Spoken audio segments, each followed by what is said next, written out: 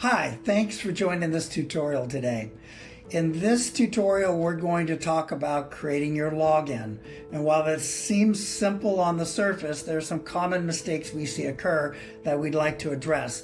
So when you're on the checkout or account page, we're collecting some information, and a few things that I'm going to talk about are really important, although they seem simple on the surface.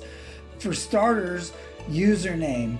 We highly recommend that you use your email address as your username, so that information would go into both of these fields, and then you can use any information for your password.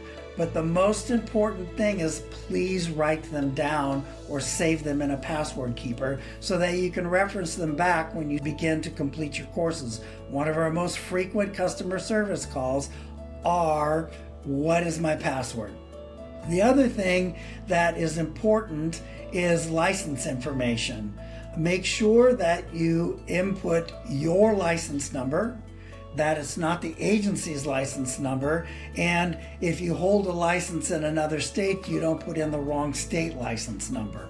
And when you have a 0 or an O in your license number, make sure that you key it in properly and don't add any spaces at the beginning or at the end of your license number. And actually that tip also applies to username and passwords. If you put a space at the beginning of your password, you're not going to be able to see that.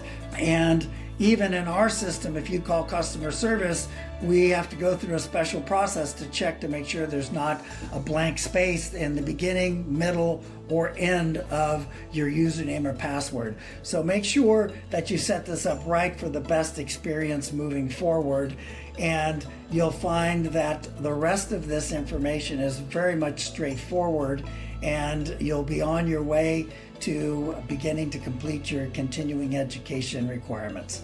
Thanks for joining us. If you have any questions, please call our customer support line at 800-544-3605. Thanks.